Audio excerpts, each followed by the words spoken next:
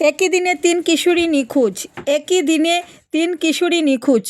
একই দিনে কুম্বা চা বাগানের তিন কিশোরী বাড়ি থেকে শ্রী কাচাকান্তি মাতার মন্দিরে উৎসবের কথা বলে এসে নিখোঁজ।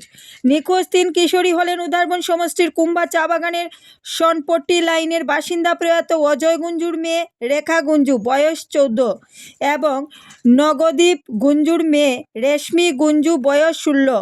অপরজন হল রেবি গোস্বামীর মেয়ে কমলা গোস্বামী, বয়স 14। তিন কিশোরীর পরিবারের লোকজন এ মর্মে সোমবার সন্ধ্যায় উধারবন থানায় পৃথক পৃথক তিনটি নিখোঁজ সংক্রান্ত মামলা দায়ের করেন। মামলার ভিত্তিতে জানা যায়, 21 ডিসেম্বর রবিবার বিকেল 3:30টায় তারা তিন কিশোরী একসঙ্গে কুম্ভা থেকে শ্রী কাচাকান্তি মায়ের বার্ষিক উৎসবে আসছে বলে ঘর থেকে বেরিয়ে আসে। সেদিন রাতে তারা তিনজনই আর বাড়ি ফিরেনি। ততক্ষণে পরিবারের লোকেরা মোবাইল ফোনে যোগাযোগ করার চেষ্টা করলে তাদের মোবাইল ফোন সুইচ অফ দেখায়। এরপর পরিবারের পক্ষ থেকে আত্মীয় স্বজনের ঘরে অনেক খোঁজাখুঁজি করেও তাদের কোনো সন্ধান মেলেনি। তাই অবশেষে নিরুপায় হয়ে উধারবন থানার দ্বারস্থ হন পরিবারের লোকজন।